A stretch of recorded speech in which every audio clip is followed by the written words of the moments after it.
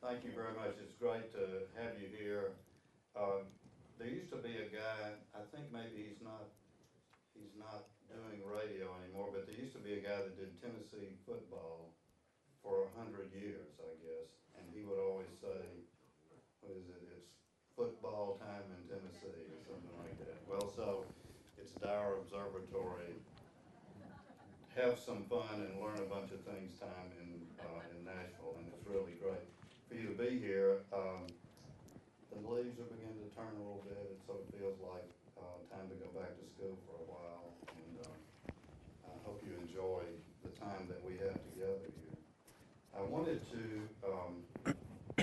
my goal in this program is for you to understand a bit more about exploration. We all know something about it.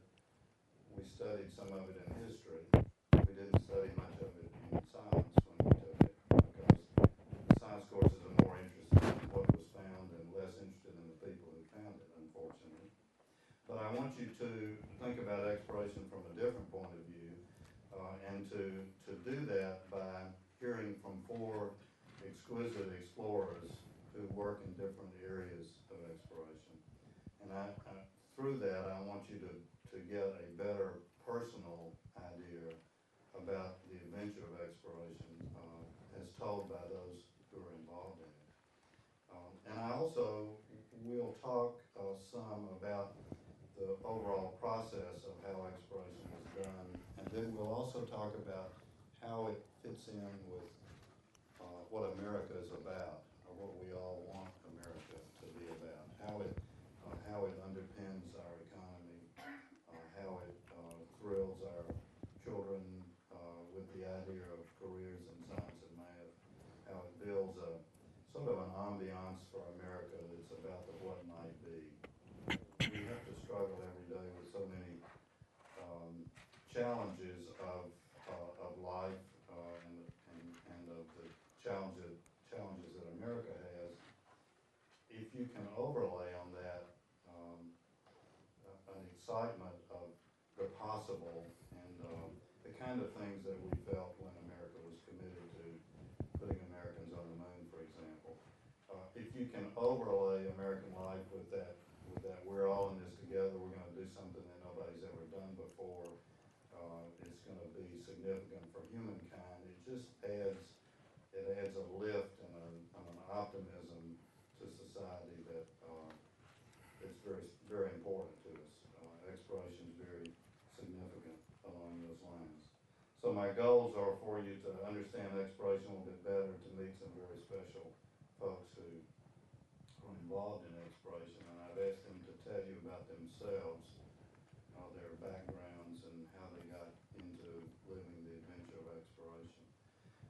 And our first guest is Dr. Joy Barnett, and Joy, I'm honored to say, is a friend at Vanderbilt who has been kind enough to speak often in the class that I've taught for many years to freshmen, which is about exploration. Joey grew up on a farm in Indiana and became interested in looking around at nature and wondering why things were the way they were. And he went to University of Southern Indiana and got his bachelor's degree in biology. And then he came to Vanderbilt and he did his PhD in pharmacology. And then he spent some time at Harvard in their medical school doing both research and teaching. And then fortunately he came back to Vanderbilt as an assistant professor of pharmacology some years ago, and is now a professor of pharmacology. And I'm going to have to read the rest because I want to get it right. So, professor of pharmacology, medicine, pediatrics, microbiology, and immunology, among other things. And Joey is a tremendously successful explorer and researcher. He has hundreds, I guess, millions of dollars worth of grants that he's had through the years. He's won awards both for his research and for his teaching. He's been chairman of the Department of Pharmacology. He has lots of involvement with graduate students and undergraduate students and students who are rotating through the department. Just a very, very successful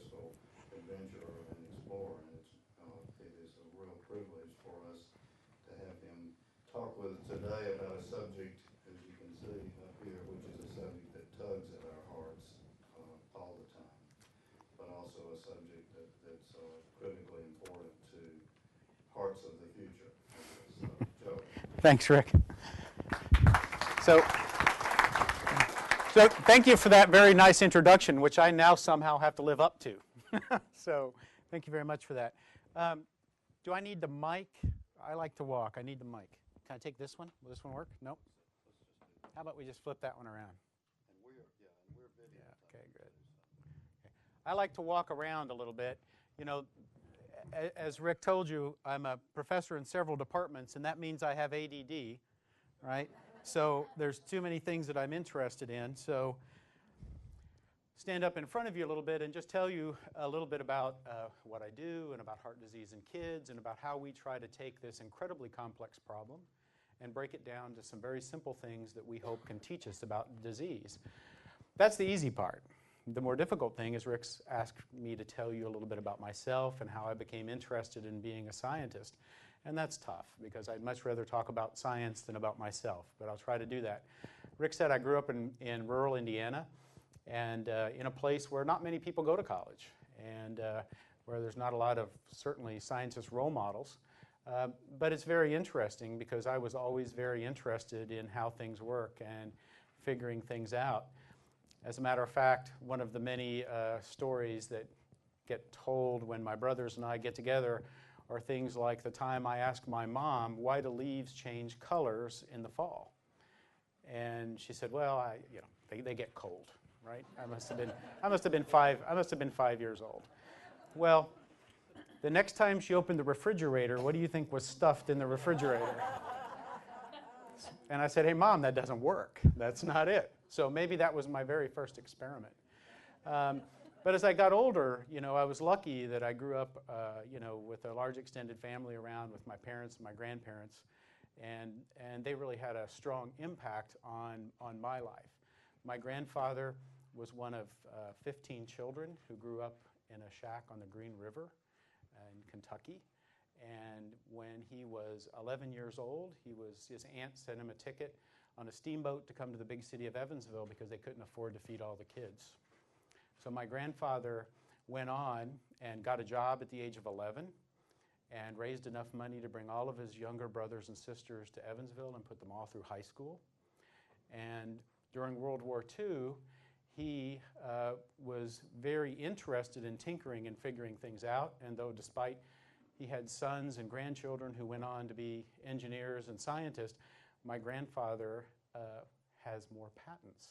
So he developed 3 patents during World War II, including for making some type of a rifle grenade. And he was always interested in what we were doing as kids. As a matter of fact, one of my very first memories of him was sitting on his lap while he had the National Geographic, and he was telling me, this is a star, the sun is a star, the planets go around the sun, moons go around planets. And I realize now that he was teaching himself as much as he was teaching me. And he had this amazing thirst to try to understand and figure things out. And that's something he always encouraged.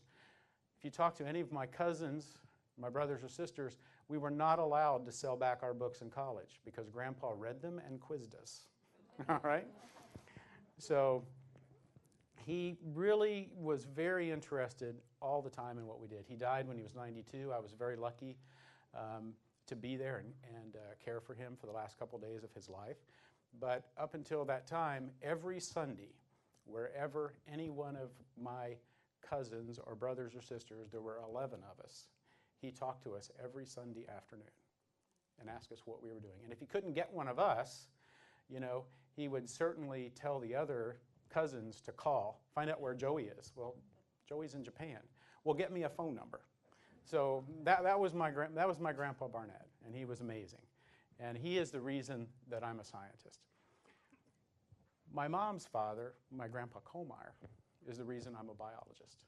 Because on their farm, from the time I was very little, I remember being out there and planting things, planting potatoes and onion sets and taking care of the chickens. And that was just a big part of their life, to take care of those animals and to grow those things. But it was also a huge sense of wonder that every year the cows had calves, right?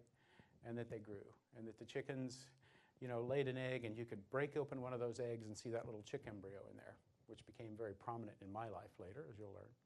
So, it was because I grew up in this environment with this family where we were continually quizzing and asking each other questions about things. I was telling Rick, my uncle was an engineer who worked for the Navy, who was head of naval avionics. So at Christmas time in the basement, where all of us kids hung out for two reasons. Hope that's not a raccoon. Oh, we hung out in the basement for two reasons. Number one, my grandfather always got down the set of Lionel trains that he had bought for my dad and his brothers, and we got to play with them at Christmas time. That was the only time. And also because my grandmother had the fruit cellar filled with lard cans filled with cookies and kukas. And she would start baking. And so we would sit down there, we'd have the trains going, we'd eat the cookies, and we'd watch home movies. And I was telling Rick, the home movies that my Uncle Bob brought, we liked the best. I still don't know how he got these movies, but they would be of him on the deck of a destroyer as it went out to sea and followed a sub, and the sub would go under, and then we'd watch the missiles come up. Because his first job was designing the guidance systems for Polaris missiles. And he was bring home to show us kids and explain to us the different tests that they were running on these missiles. So that was how I grew up. And so trying to figure things out and discover things was just something we did. That caused a problem, several problems. My dad, there were 3 boys and a girl. So my dad would go off to work, and my brothers and I would discover. And that discovery continues today. Today what I'll do, and I'll tell you a few experiments about how we remove genes from animals and ask what are the important genes. And the way you know that is when you remove a gene and something bad happens to the animal, the heart doesn't form or the heart's not able to heal itself, you know that's an important gene and I have to figure out how it works. I learned that in our barn where my brothers and I would go out and take parts off the tractor. And then you'd take things off and you'd realize that it doesn't run anymore. And you go, that's an important part. But more importantly, I have to figure out how to get it back on before Dad comes home at 6 o'clock. And there were many days when my dad came home and there wasn't a thing in the barn that would run.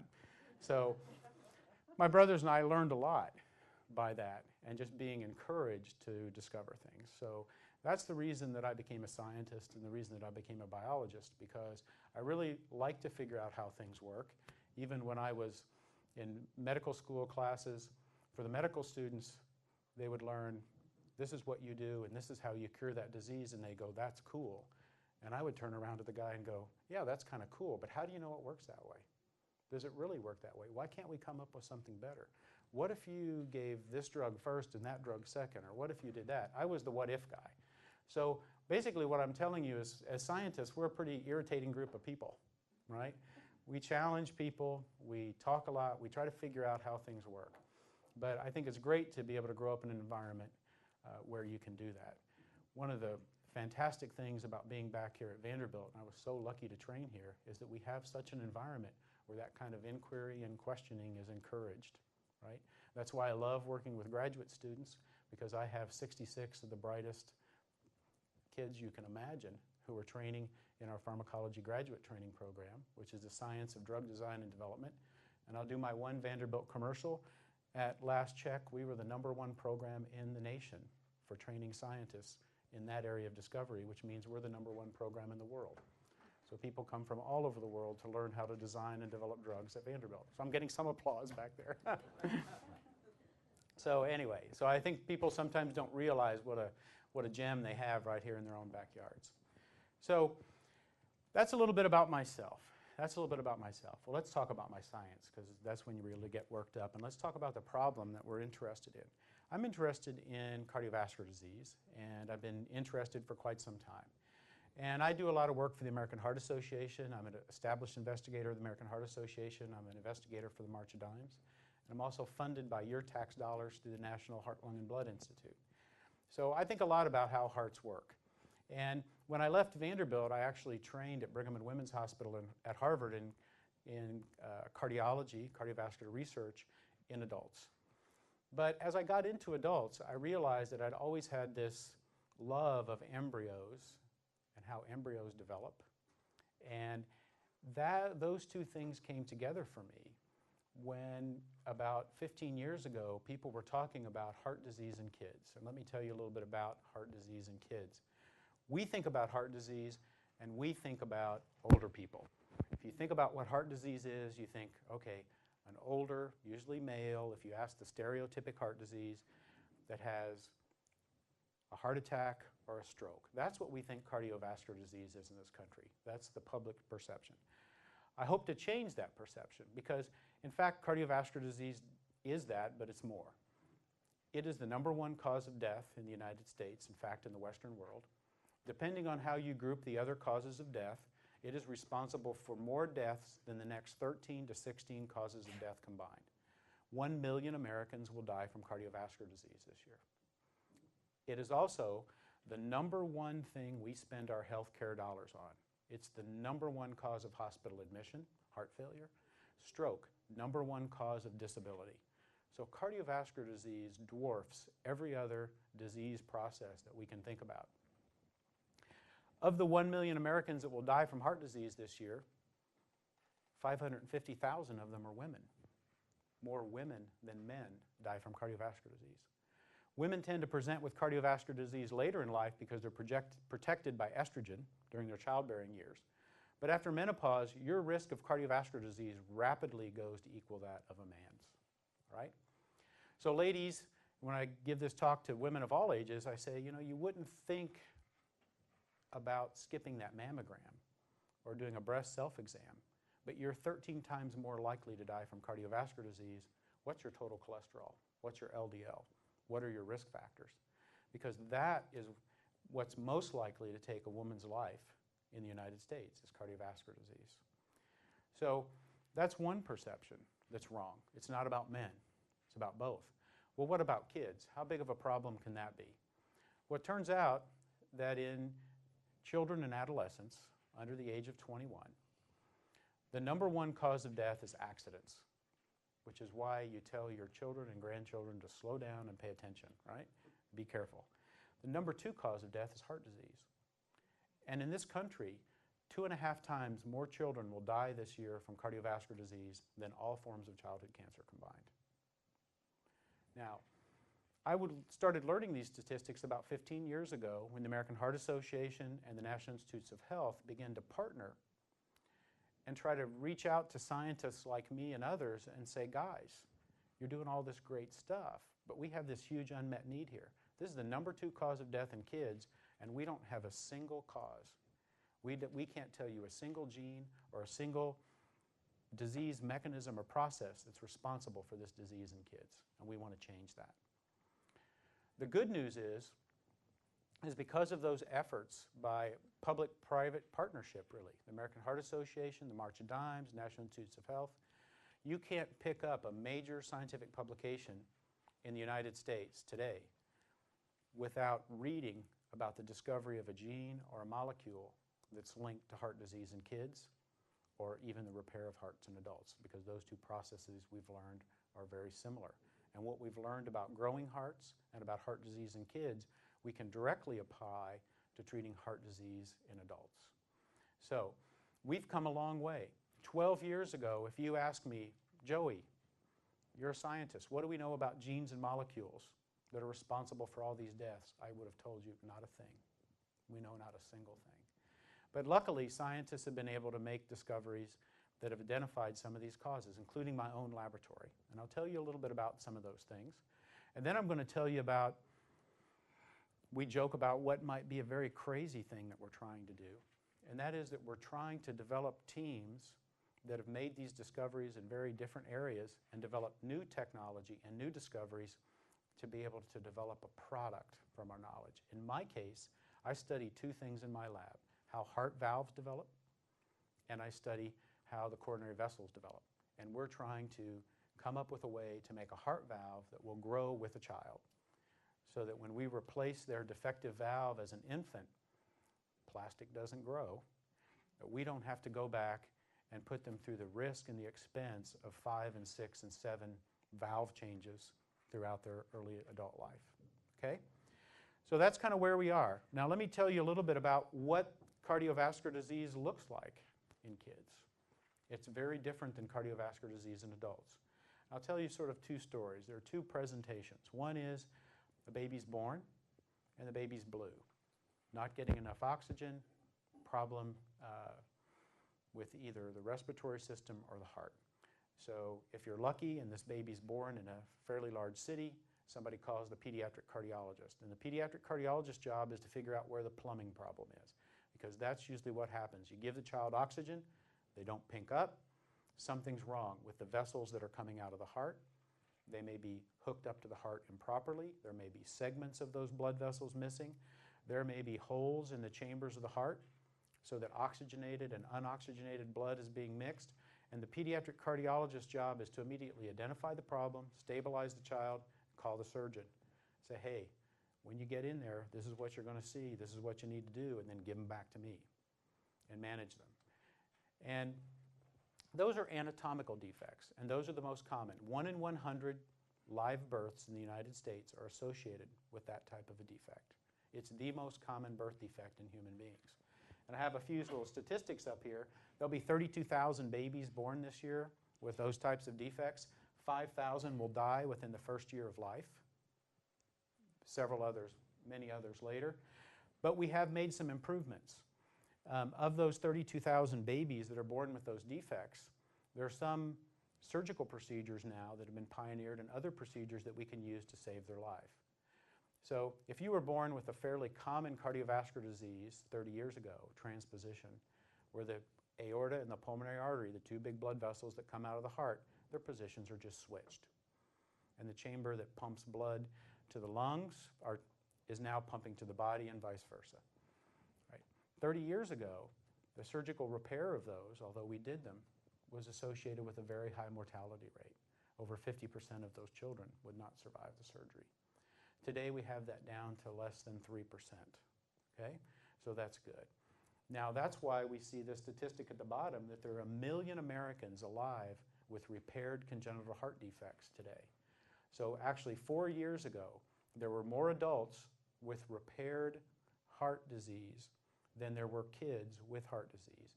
And that was a huge milestone because it meant that our therapies were good enough that these children were living into adulthood and having productive lives.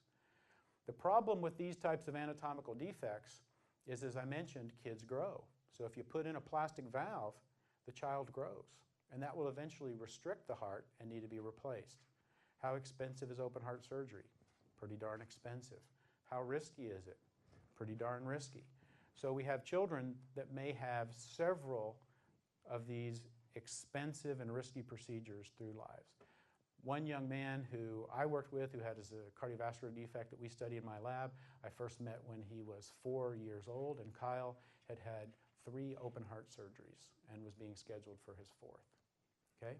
He's now, I'm happy to say, a healthy 16-year-old who his mother's telling him to slow down and pay attention, right? Like we need to do to all 16-year-olds. But it's a huge problem. So that's one type of cardiovascular disease in kids. Second type, it's football season.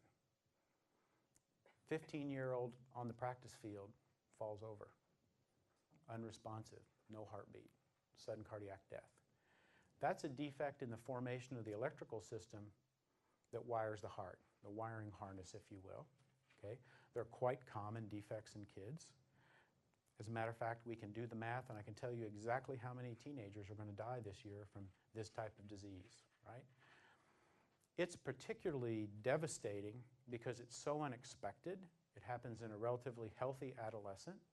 And what's really upsetting to us is that we have effective therapies for it, but we don't know who to give them to, all right? As you know, there are implantable defibrillators now, that little computer boxes that can be put in people that monitor your heart rate. If something bad happens to your heart rate, the box wakes up, will try to pace your heart. If your heart stops, it will shock you. They cost about $40,000 a pop. Can everybody have one? No. But we'd love to give them, for example, to that 1 in 10,000 teenagers that will die from right ventricular dysplasia and the associated arrhythmias. But the problem is we don't have a genetic test to identify whether it's your grandchild or your grandchild or your grandchild. And that's what we need to do. And actually we have a large group at Vanderbilt that's made discoveries in those areas and identified mutations where we now can screen young men and women, identify those mutations, and give the therapy, available therapies, to the kids that are at risk. I'll tell you one story about that. It was a young man that I met this spring in Florida who is now 17. When he was 15, he was pitching for his high school baseball team. And he had just made a mistake and he had 2 guys on base and he wasn't happy. And he said, I was thinking, who's up next? What kind of a pitch am I going to throw? The coach going to yell at me. You know, here I am. Now I'm in this mess. We were heading this game. And he was popping the ball in and out of his glove. And then he goes, it just got black. And he had a specific mutation that affects the electrical activity of his heart. We call it catecholamine-sensitive long QT syndrome. And it's exacerbated by being excited and having lots of adrenaline in your system. So he was very excited as a 15-year-old about this, and it short-circuited his heart, and he went down. He was very lucky because his mom was sitting in the stands, and she knew CPR. She gave him CPR for 13 minutes until somebody found a defibrillator and shocked him. And he said, I woke up and I saw Mom standing over me and I thought, what have I done? Right? Mom was apparently very good at CPR because for 13 minutes he doesn't have any neural deficits. He's completely fine. And he now has one of those implantable defibrillators. And his siblings have been tested and 2 of them are at risk for the same event because that gene was identified and cloned here in Nashville, that mutation. And those kids now have an implantable defibrillator. So that's what happens in disease, cardiovascular disease. So I've told you about this, and you know, they're a very different problem. It's very complex. So how do scientists approach these kinds of problems? How does my lab try to approach it? And we take sort of a classic basic science approach, and that is, how in the world do you build this system? How do you build the cardiovascular system? If we could understand the cells and the genes and the molecules that make heart valves, that make arteries, that make the electrical conduction system, we can use that information then to develop genetic tests to make sure everything's happening properly. And we can also use that information. It's going to suggest to us drugs or therapies that we can develop. So that's a classic basic science approach. Having said that, I'm going to tell you a little bit about experiments that we do in chick embryos. There comes my farm experience again, right? Okay, we do a lot of experiments in chick embryos, and we do that for a particular reason. If I want to see the heart develop and I want to manipulate the developing heart, I can take 100 chick eggs and put them in the incubator at a certain temperature and set my timer. And when I come back and open those eggs, I know exactly what's going to be happening inside the heart. I can predict exactly what stage of cardiovascular development those chick embryos are going to be at. Okay? Now we also use mice. And I can tell you that no amount of wine and soft music makes mice work with that degree of regularity, where I can get 100 embryos of exactly the right stage of development, okay? So chicks offer that advantage. They're a little bit less expensive, all right? So we do a lot of studies in chicks. I mention that because this is the kind of thing where somebody says, oh my God, we're wasting all this government money. We got this Barnett guy spending all this money on chickens, right? How crazy is that? Well, it's not crazy because we particularly chose this system because it's accessible, it's big enough that we can see it without a lot of advanced optics, and that hearts in chicks are formed very similar to the way hearts are formed in human beings. And what we learn from a chicken embryo or a mouse or even a zebrafish or a fruit fly, it turns out we can apply to man. And I'll get myself in trouble here by saying that when we talk about, you know, basic principles in biology, I've just defined one for you, and every day in my lab we test not a belief system, but we test a scientific theory of evolution. And my prediction would be the genes and molecules that make a chick heart can teach us about the genes and molecules that make a human heart. And in fact, that has been borne out time and time again. And that's a guiding principle that guides our experiments. And if that's wrong, I've wasted a lot of your money. And many of us have wasted a lot of your money. But in fact, we can use these model organisms to identify processes and genes and molecules that can teach us about human disease. And I'm going to give you one example of that. Then I'm going to tell you about this crazy team we're trying to build. And we have a very crazy goal. Here it is. I want to be able to take one of your grandchildren who needs a valve. I want to be able to remove a blood sample, isolate out his circulating stem cells. I want to be able to take it to my lab, do my genetic magic to it, hand it to a bioengineer who's custom built a scaffolding of a certain size and shape and biological properties. I want to put those cells in there, treat them in a certain way. I can grow that heart valve in a dish. I'm going to give it back to the engineers who will test it to make sure that it meets the stresses that's going to happen. And I go to the operating room and hand it to the surgeon. It goes in the child. It's their own tissue. It's their own cells. And they don't ever have to come into Children's Hospital again. That's a crazy dream that takes a large number of very different types of discoveries. So I want to talk a little bit about that. All right? Okay.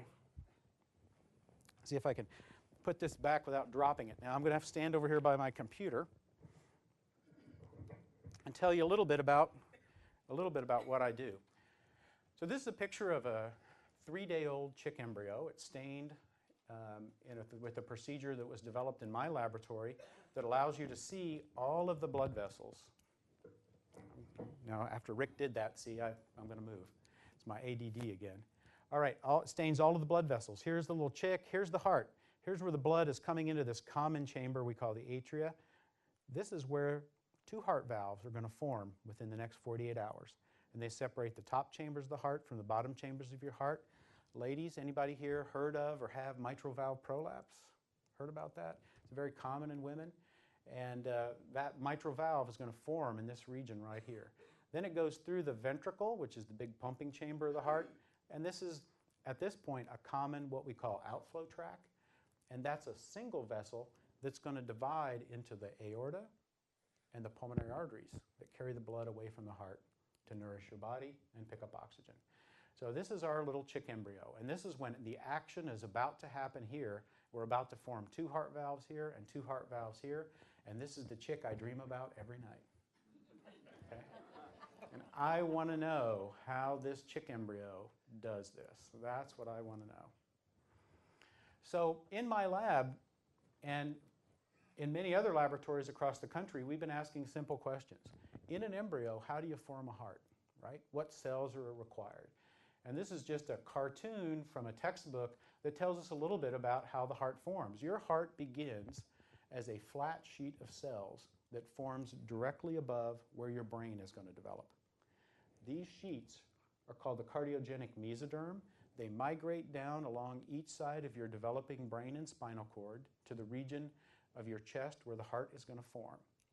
On each side of this developing nervous system here, they form a tube. You begin life with 2 hearts. Those hearts move towards the middle and fuse to form a single heart tube. So we begin life with 2 hearts. It fuses into a single tube. That heart forms and beats. The blood is forming way out here. It's not even shown on this diagram. And the blood vessels are forming inside the developing body. So we make blood in one place, the heart in one place, and blood vessels in another. And then within about a 3-hour period in the chick embryo, they all come together and form a functioning cardiovascular system, which is unique compared to every other organ in your body because you can't survive as an embryo without a heart and blood vessels. You can not have a gut, you cannot have a kidney, you cannot have a brain. You can do a lot of things without a brain, right? We see that every day. But you can't live without that cardiovascular system. I tell medical students that when you think about these parts forming from nothing, from these individual cells coming together, deciding to do these jobs in very distant locations, and then being able to find each other within a few hours and form just when the embryo needs them, it's the engineering equivalent of jumping off a cliff with a toolbox and landing in a 747. You got to have a plan. It's got to be executed perfectly, all right? And so I want to understand how that elegant process works. And so we've identified, we scientists, and my lab has done some of this work, identify where some of these cells are and where they contribute to parts of the heart. Here's the big pumping chambers of the heart. Here's the top of the heart, the atria.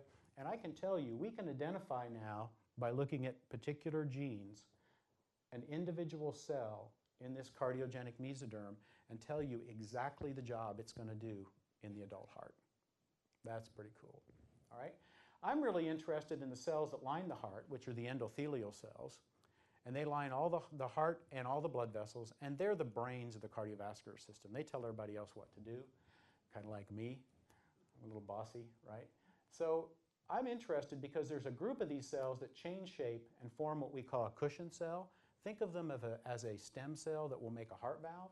And they form these structures shown in green, which are the developing valves of the heart and the septa, the membranous septa that completes this little region here to separate the left and right ventricle. So that's pretty cool. Other people on here, my friend Takashi Makawa, showed that some of the early heart cells get hijacked to form this Purkinje fiber, which is the electrical wiring harness that regulates the electrical activity of the heart. Guess where we're looking for problems that cause 15-year-olds to lose their heartbeat on a soccer field or a baseball field, right there. There are cells that are formed in the developing brain that move to the heart and innervate the heart, as well as form some of the muscle components of the major vessels coming out of the heart. And then recently, in the last 10 years, there was the discovery that there is a group of stem cells that are formed on the end of the embryonic liver that get transferred to the heart. And these cells are the stem cells that form your coronary arteries. This was an amazing discovery because if you still pick up a textbook today in medical school, it tells you that the coronary arteries form by growing down from this big blood vessel, the aorta, to feed the heart. That's not how it happens at all. This is a unique population of stem cells, which we can now grow in my lab. We study in our lab. We're trying to figure out how they work, and it offers us the potential to grow coronary arteries, not just in kids who have problems with coronary arteries, but old guys like us who plug them up, right?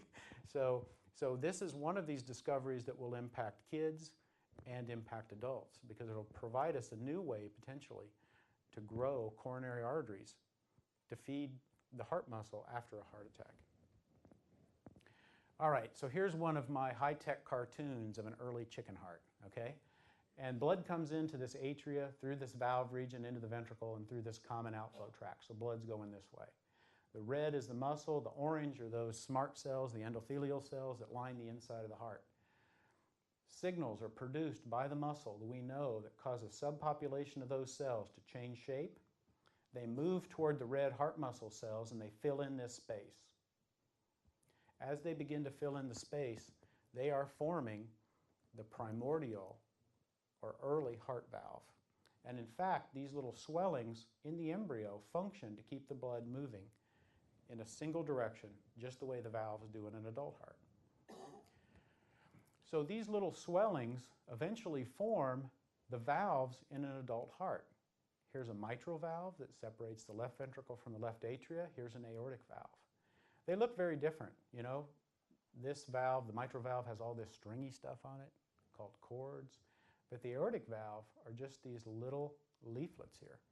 But that's what keeps your heart, the blood in your heart, moving in a single direction. And when you listen to your heart with a stethoscope, that lub-dub, you hear those valves slamming closed. Here's the guy that makes the lub, and there's the guy that makes the dub. And if you hear lub-dub, that's great. If you hear lub-dub or lub-dub, that is a heart murmur. And that's blood shooting backwards through the heart because those valves haven't formed properly. Okay? That's what we don't want. That's what a lot of kids are born with that might have to be fixed. All right, so scientists, we have this complex process. You know, shoot, I'm talking about a cell going to one of these hairy-looking things inside that red circle. How do we break that down into steps that we can understand? Here's one way we do that. We can take the region of the heart that's going to form a valve and put it on a little collagen gel where I can look at it under my microscope. The muscle's red and it's sitting there beating, all right, in the dish, tissue culture dish. And those smart cells, those endothelial cells, crawl out on the surface of this pad. And over time, the signals from the muscle, just like inside the embryo, will cause those cells to migrate into this potential space here, all right? And that's just shown here. We call that transformation. We also see that exact same process in another common human disease, and that's called cancer, where an epithelial cell changes shape and decides to move and invade. That eventually forms a tumor. That's the same process that embryos use, only it's tightly controlled and regulated in embryos, in this case, to form a heart valve. All right, so I can tell you that we have become the world's greatest chick surgeons in my lab, all right? And so here is a little chick embryo. The heart tube has just fused, all right? Here the eyes are going to form here. There's the developing brain. This heart is the size of a comma on a printed page. And we can go in and do microsurgeries and move around cells, move bits around, and we can inject viruses, which we custom build in my lab, custom build viruses that can deliver genes to those cells inside the heart. So if you think about that tube, inside that tube, we know there are at least two types of cells. There are smart cells that are going to change shape and form a heart valve. And then there may be not so smart neighbors that are just going to sit there like bumps on a pickle, okay? And they're not going to do anything. And what we can do is we can build a virus that can carry a gene into the heart, inject it in there, infect those cells, and we can say, if we introduce a gene, can we make those lazy cells now get up and move? And if so, we've caused them then to begin to form a heart valve. And we call that a gain-of-function experiment. I'll tell you that again in a minute. Or if we destroy the function of a particular gene, can we stop the heart valve from forming in the chick? And if so, that's just like that part I took off the tractor. It's an important one. I better spend some time figuring out what it is. So we basically inject these embryos. We then let the embryos grow in a culture dish for 24 hours. And that's a little embryo growing there. Here's a little blow-up of it, my favorite picture again. And we can remove this part of the heart, which will form a valve, and this part of the heart, which won't. And we can ask how introducing that genetic manipulation has changed the behavior of those cells. We use a little trick. All of our viruses express a protein that was cloned and isolated from a deep-sea organism, so that when we shine a certain light on them, they glow in the dark. So there are all these green cells. And we can actually even see them live and green crawling through the embryo when we shine a light on them. And it's a way we can follow and identify the cells that we have genetically manipulated. All right, this is just to remind you the kinds of experiments we can do.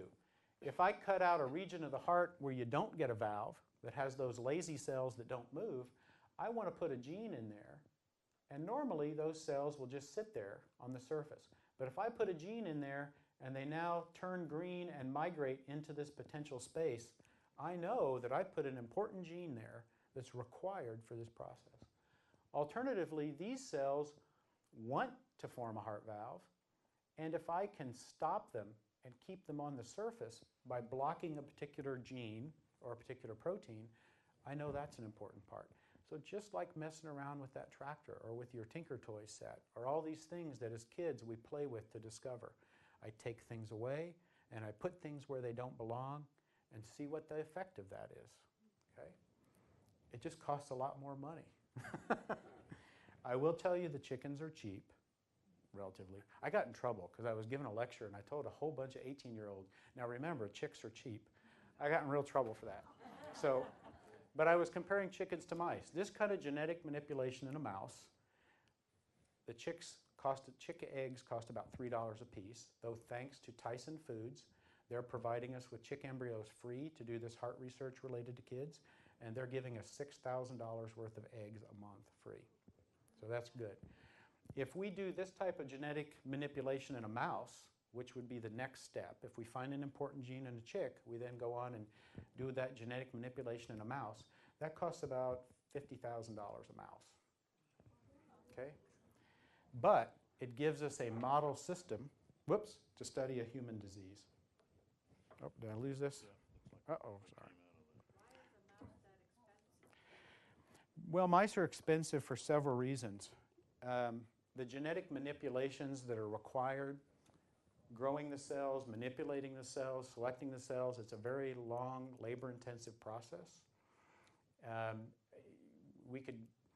That could be a future thing to talk about, but it's a very high-tech procedure, that combines a lot of things. As a matter of fact, the techniques in mice went on to contribute to techniques used in human in vitro fertilization and things like that. So It's very expensive. Our mice live in very expensive temperature-controlled environments. If you drive by Vanderbilt, on the top floors of most of those buildings are the most expensive mouse Marriotts.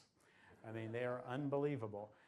But it allows you to develop a genetic model that we can use to test for human disease. I don't want to get a little bit too off subject, but it's so important. The number one cause of hospital admission and the number one thing we spend our healthcare dollar on in the United States is heart failure. And we also had a problem in that the only way we could test new therapies for heart failure was to do studies in humans, which are very expensive, much more expensive than a $50,000 mouse. But because of these genetic engineering techniques, we've been able to genetically engineer mice that have specific types of heart failure. And we can now test drugs and therapies in those mice, which saves a huge amount of time and money and allows us to get those new therapies out of the lab and into the clinic where they help you. So it's expensive. All right, so how do we score this? Well, I just put this in there to tell you a little bit about how my students, how hard they work and how crazy they think I am. What we need to do is we are injected that virus and we're going to study where the cells go that glow in the dark. And this is a black and white photo, so they're shown in white. Some of the cells are round and they sit on the surface, which means they're just being those lazy cells. But what we like to see is we like to get those cells where they move and change shape. This is a long cell. And we look under the microscope and we count them. And we count the green cells where we've infected them with a virus that just makes the cells turn green, no genetic manipulation. And some of them sit on the surface and some of them crawl in. If we're lucky, we trick some of these cells into crawling, and this is called a gain-of-function experiment. And we can see more cells look like this than look like that. Alternatively, we can inhibit this process, and some cells transform, look like this, and we block some of them, so more and more cells look like that. That's that gain and loss of function, so we can identify a gene that stops the process or a gene that's able to start the process. And it takes both a brake and a gas pedal to make things work, right? So we can try to identify those. When we do an experiment, my students always like to remind people this. Every time we do an experiment and we show a little bar like that, that represents 30 to 50 embryos that they isolated, injected, kept alive for 24 hours, and removed the tissue from. And they have counted by hand 2,000 to 5,000 cells. So not everyone in my lab is cross-eyed, but it seems that way some days, all right? So it's labor intensive. You know, this type of science is pretty labor intensive. It's a very hands-on type of thing. But can we learn anything by looking at chicks? Here's the first gene that I identified that's related to disease in humans. And this is my very first graduate student, Chris Brown, now professor of pediatrics at Vanderbilt. And it's a funny name for gene. It's called TBR3. It's a type 3 transforming growth factor beta receptor. Say that after 3 beers, okay? And here we published a paper in Science several years ago where we showed that this was one of the first genes identified that we could put in lazy cells and turn them into a heart valve. And that was kind of cool, and everybody said, well, that's exciting, and who cares about chickens? Well, it turns out that people were beginning to do genetic studies to look at chromosomal abnormalities in children that were associated with different types of heart disease. And guess what? When we took our chick gene and we went into the mouse genome and we asked, where is this gene? We found out that it was on human chromosome 1, and it was right smack in a region of human chromosome 1 in this family from Iowa that has an inherited form of human valve abnormalities, heart valve abnormalities. So this becomes what we call a candidate gene for this disease, which is scientific speak for this is our best guess. It regulates the biological process. It's in this region of this human chromosome where we know there's a problem. And so it's probably responsible for this disease in this family. And so now we can go on and begin to use that information to design diagnostic tests, to test family members, to determine who's at risk for passing this gene on, who might be at risk for having a child with this defect. And we can also use this information to figure out how this gene with the long name works and how we can use that to try to develop therapies or try to grow heart valves. Okay, that's what we try to do. So now, I'm going to tell you about spending more of your tax dollars. Okay? I'm going to tell you a little bit about this crazy idea, this consortium. This is my friend Richard Moss, who trained here at Vanderbilt in my department. We were students together. He's now head of genetics at Harvard Medical School. And we formed this Cisco consortium, and the National Institutes of Health gave us $25 million to develop a team of scientists that could build 3 organs. We're going to build a tooth. Why a tooth? It's easy. We think it's easy. You want to start small. Did we send the first rocket to the moon? No. We want to start small. Also, we can do clinical studies with the tooth and we think, not have problems, right? Okay. When we do clinical studies with a heart valve, if one of our valves fails, it's devastating. If the tooth falls out, well, we got to play tooth fairy, but that's it, right? So we start with the tooth, pancreas for juvenile diabetes, and a heart valve. And Scott Baldwin, who's head of pediatric cardiology, and myself, we had the heart valve team. I'll show you the 3 of our members here in a moment. And we have a very crazy idea. Dick says it here.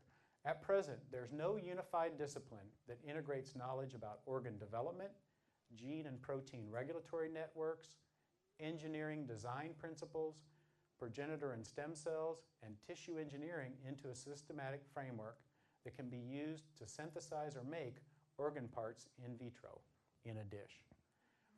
Indeed, such an endeavor will require the discovery of new ways of scientific thinking that do not currently exist. When I go to MIT and I talk to the engineers working on this team, I don't understand a blessed thing they tell me. And when they come to my lab and I try to tell them about how chick embryos work, their eyes roll back in their heads. So what we're trying to do at a simple level is get scientists with very different disciplines together to solve a complex problem. Okay? That's what we need to be able to do. And we're doing that. And this is just a little slide that reminds us we're going to build teeth, we're going to build a pancreas, we're going to build a heart valve, and it's going to involve computer scientists, it's going to involve tissue engineers, and it's going to involve basic geneticists, molecular biologists, and pharmacologists like myself. The heart valve team is headed by Scott Baldwin and I. Here's our lead engineer, who looks younger every day, right? These guys all look young. This is Ali Kadhema-Hassani, who is an assistant professor at the Harvard MIT Health Science Technology Division. So he's our lead go-to guy for an engineer. There's 25 scientists in this entire team, 8 members of the National Academy. So these are very distinguished senior scientists, as well as young scientists who are willing to take a risk. Science is all about risk. If you're afraid of failure, you sure don't want to be a scientist, because most of my best ideas end up in the trash can. So you have to have a pretty thick skin, and you have to be able to recruit young people who are willing to take a risk. And that's what we're going to do. The National Institutes of Health, as I said, funded this program through their new Roadway Map initiative, which is a special initiative to try to encourage scientists to take risks with the knowledge we have to try to quickly get them into a product that will benefit the public. So as I said, this is a $25 million investment to try to make this happen. And I just want to tell you a little bit about what we're trying to do. Basically, this is it. Can we identify and isolate and characterize a progenitor population? Can we find a stem cell that can make a valve? We mess around with them in the chick all the time. Can we find one? Can we identify one that we can use in human beings? And we think the answer is that we can identify an appropriate progenitor or stem cell that's circulating in the bloodstream, that's produced in the bone marrow of both adults and children. Can we identify and assemble the required matrix? What's the matrix? Here's a little blow-up of a heart valve. Here's the muscle in red. Here are those smart cells. And in yellow, that space is filled with molecules that we call cardiac jelly. And they're molecules that the cells have secreted that give a structural framework to that area. So you know when you build a building, you put up that steel framework first, and then everything goes into it. This is the steel framework that will form a heart valve. We don't know the identity of that framework. We can't tell you exactly what molecules are there and how they're assembled. And we're learning that process now. That's an important thing we have to do. And we have to have both a cell that'll do the job and an environment in which it will work in order to build a heart valve. So that's what we're working on now. We're into year 2 of the project. We're identifying those steel girders, and we're also trying to identify, as these cells change their behavior and move and form a heart valve, what genes are they turning on and what genes are they turning off. So that's the software programming. You know, you can look inside your computer and see what programs are running. We want to know what genetic programs are running when these cells stop resting and start moving and eventually give rise to a valve. And we have some pretty sophisticated ways of doing that. Embryos are tiny, as I told you. The heart that we're interested in is the size of a comma on a printed page. This is a microscopic picture of an embryonic heart here. The valve is going to form right there. And here are the cells that we're interested in. Let's blow that up. There are the cells. Those are the smart cells that are going to make a heart valve in this embryo. Well, where's the rest of the stuff? This was a new technology that had to be developed here. This is called laser capture microdissection. A technician sits here with this tissue section and guides a laser that isolates this tissue, isolates these individual cells with a laser, and then there's a special technique that we use to pick up those cells so that we can look inside those cells in various ways and ask what genes are being expressed at that moment when those cells are beginning to form a heart valve. Okay, so that was both an engineering problem. How do you isolate an individual 5 or 6 or 10 cells from an embryo?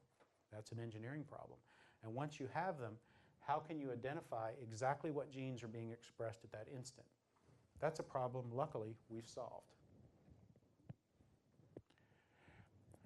Also, we want to know about the proteins, the steel girders that are being expressed in that region. And here's my little cartoon of a forming heart valve. Here is an embryo there where the valves are going to form. Those little green dots there. That involves some high-tech, again, technology from the engineering group where we can take an ion beam and shoot it on a small target of about 6 cells. And basically that strips every protein off of the slide, sends it into an instrument called a mass spectrometer, which identifies those proteins within about 3 minutes. So when I put that slide under the screen, within about 5 minutes, under that green dot, I can tell you exactly what proteins are present in that area of the developing heart valve. So we're beginning to learn what genes, what software is required in the cells, and we're beginning to learn what steel girders are required, what proteins are required, what's the environment required for those cells to work. All right, we're doing our little chick model. When they tell me, Joey, we found this gene we didn't expect, it was in the heart. It was there, we didn't expect to find it there. Do you think it does anything? We go back to our chick, we take that gene, we put it in a virus, and we ask whether it does its job. We ask whether it causes cells that would normally sit on the surface to change shape and move. All right, because those cells would normally change shape and move. We ask if they do in our little assay. And then guess what we can do?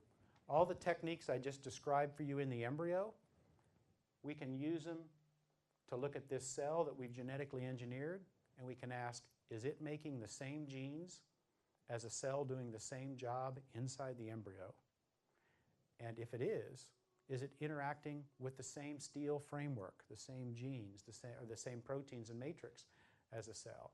So inside the heart. So what that allows us to do really is to do the genetic manipulation and then go right back and ask whether what we've done looks like what happens in the embryo. Because if we can't, we might get them to move, but remember, what else causes cells to move? Cancer. Do we want to put a tumor in somebody? No. So what we're doing is they can't just move. They also have to turn on the same genes and interact with the environment in the same way. Sounds pretty simple, but the development of the technologies to measure those things is pretty amazing. And it takes a team of lots of different kinds of scientists. What about this ECM? Remember, if we think about those steel girders, We might imagine that when you look at a building, those steel girders looks like a pretty simple framework. When we look inside a heart valve, it's a very complex framework. And we're identifying now several hundred proteins that we know must be assembled in a particular way to form that structure that the cells require to do their job. All right? You got a box of Tinker Toys. How do you put them together to form an environment that the cells can work in? Again, we can do the same thing. What we can do is put them on an artificial matrix. We can build an artificial matrix. The engineers come to me and the technicians come to me and say, Joey, we found these 3 new proteins in the heart valve matrix. We think they're important. We have a standard protocol for putting them into that little matrix, that little pad, that little potential space. We take our cells and put them on top that we've altered genetically. We take the information from the intact embryo. As I said, we build this matrix structure. And then we ask, do the cells enter that matrix? If they do, are they turning on the same genes? And are they interacting with that steel girder system with the matrix in the same way? And then it's an iterative process to figure that out. So we have groups that are feeding us genes. We have groups that are feeding us proteins that those cells must interact with. We build artificial matrices that represent, we think, what a cell sees in an embryo when a heart valve is forming. We take our genetically engineered cells and we let them interact. And then we come back and harvest them and say, what genes are you making? How are you interacting with that matrix? And how closely does that model what we know is happening in the intact embryo? All right? So it takes lots of people with several different kinds of expertise. So let me make another point. All scientists are geeks who work in the basement, right? And they don't like to talk to people, and they don't work well together in teams. First of all, that's wrong, and secondly, that's not the best way to do science because it doesn't work. I was interviewed for a TV show once, and well, many times, but this particular time, I wait in the wings, and you know, the lights go off, and they hustle me on stage, and there's this very, you know, harried-looking news anchor, and she goes, oh, Dr. Barnett, we're so glad you're here. You're going to tell us about kids. How long have you been a pediatrician? And you can tell she's reading these notes about what she's supposed to ask me. And I go, oh, I'm not a pediatrician. I'm a scientist. And you can see the shock and fear in her face, right? And she was petrified. And so, you know, she reads a little bit, the lights come on, and we start talking and answering questions. I started to explain what we're doing and why it's important. And, you know, my 5 minutes is up or whatever, and the lights go off, and she goes, oh my God. She goes, you're really articulate. And I said, well, if you'd like, next time I'll mess up my hair and wear a pocket protector. But science is a very interactive process, and it involves communication amongst people who have lots of different types of expertise. And I need to be able to explain to a non-scientist how things work, because guess what? That engineer, for all intents and purposes, in my field, is a non-scientist. And when they talk to me, they have to talk to me in engineering baby speak so that I can understand the principles that they're trying to convey. So what we really want to do is we want to be able to build a heart valve. And we want to be able to do that for kids so that they don't have to go through multiple surgeries. It also turns out that this is becoming a bigger problem in adults. Why? The number one reason that we open the chest of an adult now is not to repair a coronary artery by bypass surgery, because we have great little catheters and balloons to do that. But we open up their chest to replace a heart valve, because heart valves over time have a tendency to calcify and form bone, and then they don't work as well. And as we live longer, those valves are going to wear out. So we need this technology to both put valves in young kids and to put valves in older people. And that's one of the things that we're trying to do in my lab, and one of the things that keeps me awake at night, trying to figure out how to do that. So what I'd like to do, we have a little bit of time left. I'd be happy to take some questions and talk with you. And At the end, I brought some human hearts that if you want to see what a heart valve really looks like, if you want to see what an artificial, present-day artificial heart valve looks like inside a heart, you can come up and I have some gloves and you can put on some gloves and we'll try not to drip on each other. Okay? So we'll do that. Okay, I'll take some questions. Yep. At what age is an embryo when it first begins to develop that heart as it fuses? The heart tube fuses. In a chick embryo, it's about 1 3/4 to 2 days. In a human being, that's equivalent to about day 36 in human gestation.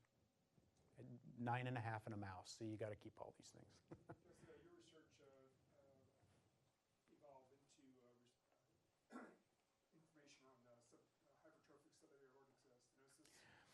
This guy knows something here about that. Yeah, hypertrophic subaortic stenosis. So that's a narrowing of the valve, right, and the outflow tract of the heart. We have identified, obviously, patient populations with that, and that's one of the things that we're doing at Vanderbilt now is we have the largest DNA database that's annotated in the world.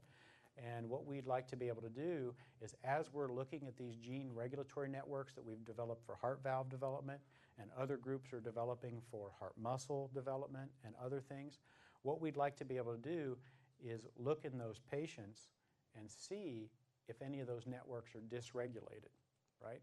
So I am not specifically working on that problem, but we're hoping, well, we know, we're contributing sort of this massive database, which once we have it, we'll be able to mine it for several different types of heart conditions. Does that make sense? Mm-hmm. Is there any evidence that you know of for a relationship between cardiac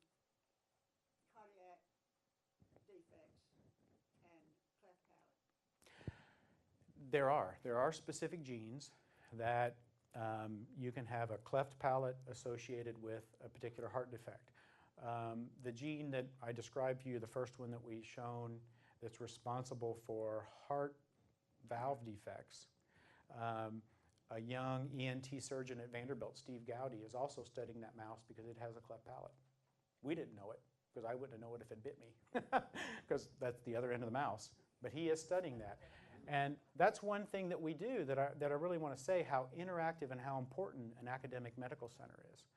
Because, you know, we're sitting there doing these genetic mutations, and we knock this gene out, and we expect it to have a valve defect. Well, the great thing about Vanderbilt is I can put that mouse in a box and run all over the place and ask different scientists and clinicians, look at this mouse. You know, you study palate. Is the palate normal? You study the liver. Is the liver normal? You study the kidney. Is the kidney normal? Because we stumble upon other things that way. One of the mice we knocked out actually has a valve defect. We knocked a gene out. We thought that's great. Everything's fine. But the mice died way too early for having a valve defect. And we stumbled upon the fact that those mice make every blood vessel in their body except coronary vessels. And so that helped us identify that unique progenitor stem cell population that's now required, we now know is required to form a coronary vessels. We didn't know that until by accident. Accidents are important. I think the other thing is, and this is one reason we talk to clinicians a lot, is, you know, I'll be talking to a clinician, I'll say, you know, we got this mouse, it has this heart defect, and you know, its paws don't look right, you know, and its tail's kinked. And you know, the pediatrician will go, oh, when you see kids that have that kind of heart defect, they often have little short fingers and da-da-da-da-da, and guess what? Suddenly you realize that this gene you were studying in a mouse has kids in the clinic with the same defect, and vice versa. So we talk a lot about that, and there are definitely relationships that if you see a cleft palate and a certain other type of defects, you might suspect the child has a heart defect, and the pediatricians are on top of that. Yep. You're having some wonderful discoveries. Is anyone yet thinking about, for the kid whose heart you fix, how can you fix his gene so that he doesn't, his kids don't have that problem? So they don't pass it on. Well, that's a really good point. And this is why we have to have an educated population, because as a scientist, we can come up with all kinds of stuff, but we need your guidance as to how we use that information. So there is some gene therapy and corrections that are done now. For example, there's a gene therapy approach that's used to treat cystic fibrosis. where a virus, much like the ones we use in our chickens, is used in an inhaler that a child uses every month. They infect their lung lining with the virus. The virus carries the gene that's defective in cystic fibrosis, and the kid's normal. The lungs are normal. And then the next month, they take that inhaler again. We don't fix the kid's gene so they can't pass it on. And that's a moral and ethical thing. We've decided we will fix people, but we don't want to tinker with future generations. We're not sure, number one, is that moral? And number two, do we really know enough to do it well? Right?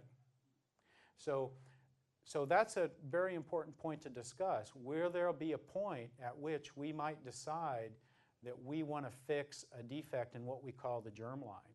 So if you had a couple that had a genetic defect, you might say what we're going to do is, instead of letting the child being born and dealing with it, we could repair the gene in the father's sperm, do in vitro fertilization, and implant it in mom. You could do that, but for ethical reasons and caution, that is not considered an appropriate approach by the scientific community. But I think these are the kinds of things that we need to discuss, as has been discussed, the stem cell debate, right, about stem cells. We're using adult stem cells, not embryonic stem cells. And it's very important that the public understand the difference between stem cells and what we're really proposing to do with them, and where they come from, and which ones result in the destruction of embryo and which don't. I was asked to meet with some congressmen several years ago who had written a bill prohibiting stem cell therapy in the United States. They were going to prohibit stem cell therapy. And you know, okay, well, why is that? Because they were concerned about embryonic stem cells. But I had to remind these congressmen that if you do away with stem cell therapy, you have to explain to a woman in your district who has breast cancer why she can't have a bone marrow transplant, and why a child with leukemia can't have a bone marrow transplant, because that's stem cell therapy. We've done it for decades. So it's really important that we understand these ethical issues and the science behind the questions, the complicated questions that you as voters and I are being asked to decide. Mm-hmm. Can you speak to the effect that gestational diabetes has on a growing heart? Gestational diabetes. So I'm not a diabetes expert, but clearly, especially today where diabetes is becoming more and more common in our society, that's a concern, because we do know that gestational diabetes can alter many effects or many developmental processes in the children. Okay, they're at risk for certain types of problems. Specific cardiovascular defects, like these anatomical defects, we don't see them associated with diabetes. We don't. We know the babies are bigger, the hearts are bigger, but we don't see any specific defect associated with gestational diabetes, to my knowledge. I have a 4-year-old granddaughter, and she has a valve defect. Mm-hmm. And the pediatric cardiologist told my daughter that it was a direct effect. In fact, they can tell you the week that it happened, as far as the gestational diabetes having an effect.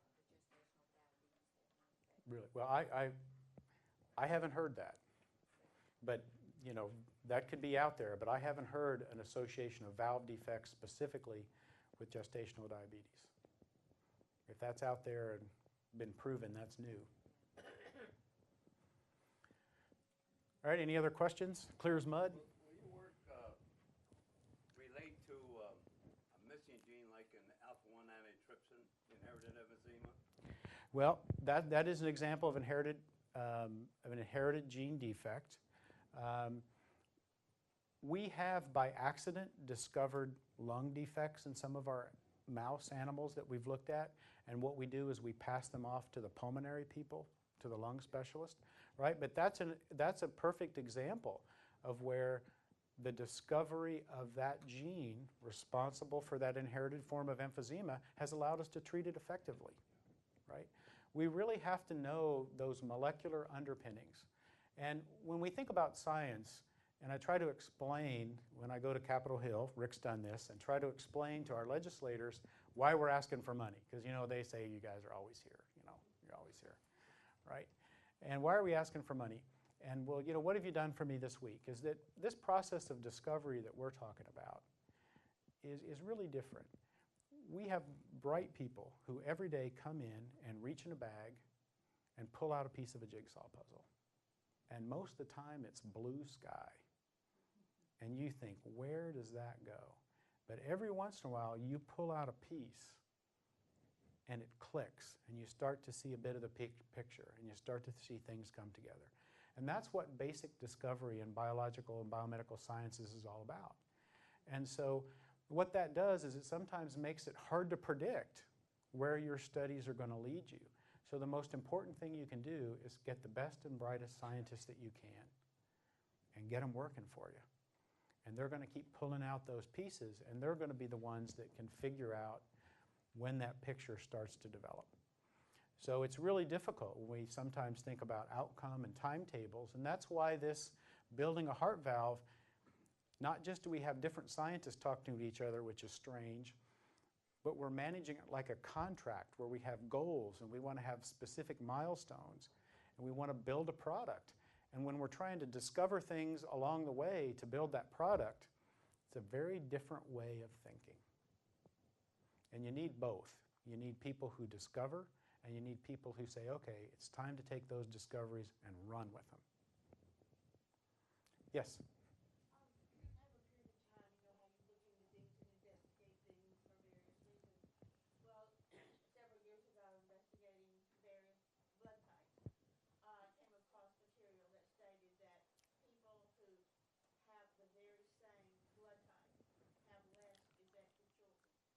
Have less. Birth defects in their children. Have you done any kind of experiment? You know, I haven't seen that, that association. Eventually, now that we've sequenced the human genome, those types of associations with blood type or whatever, which were really good at making certain types of predictions, we're really moving beyond that. And really within the next decade, we will have completely what we call personalized medicine. And my department, the Vanderbilt Pharmacology, we're sort of a leader in this area. It's called pharmacogenomics. And that is, we will be able to look at your DNA, it'll be on a chip. We'll be able to tell what genes, and we all have them, that are defective, that could be passed to the next generation. That's one piece of information. But more importantly, we'll also be able to identify what drug is going to work in you. Anybody who's had high blood pressure and who's gone to the doctor know, well, let's try this, let's try that, let's lower the dose, let's do that, let's do that. Now we'll be able to read your genetic code and go, here you go. There it is.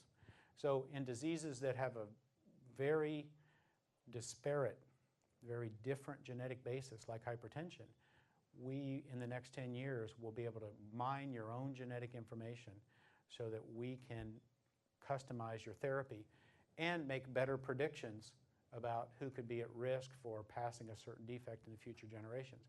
I do have to say, since I've said hopefully not disparaging things about congressmen, but we did pass a law that genetic type of information that will be used for making therapeutic decisions and making those types of predictions cannot be used to deny you health care or coverage or any type of treatment. So that's already on the books. I know people worry about that. That law is on the books. Yep. Is your work and research being delayed or impeded at all by lack of funding? By lack of funding, yes. In a simple word, yes. Several years ago, the National Institutes of Health budget was about $12 billion, which sounds like a lot, but it's a drop in the bucket, right? It's a drop in the bucket compared to some of our other programs. It's a very small amount.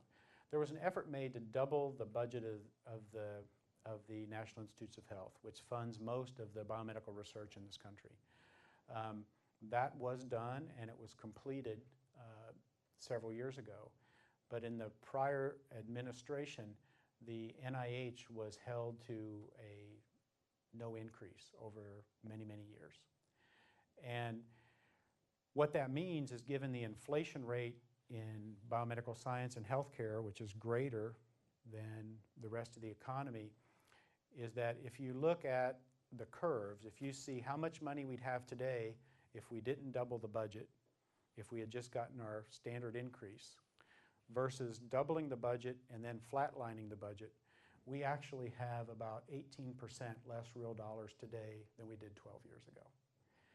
We have always been considered the leaders in biomedical research in the world by the expert committees of the National Academy of Science and several other groups. We now believe that we are no longer the leader in biomedical science in the world, and that in the past we would get the best students from Eastern Europe, China, Western Europe, and all over the world to come to the United States to train, and they would clamor to stay. Now they come to the United States and train and leave. All of our DNA samples are sent to India to be sequenced because they can do it faster and with higher quality, and that's where all the scientists are.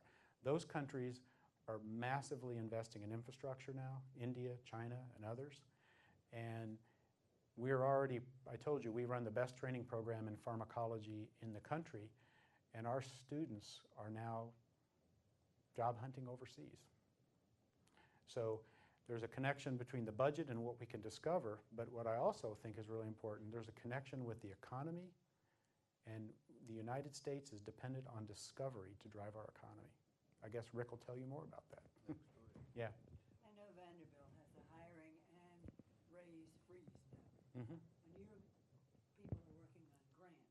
Mm-hmm. Are you constrained by that and what you can do for your people? Yes, we are. I mean, you know, there's a salary freeze. You know, we're trying to retain people because many of the people that we have are so highly trained, we don't want to lose them. So that's why we, as a faculty, we all decided we weren't going to take raises so that we could keep the talented people that really do the work. Grant money?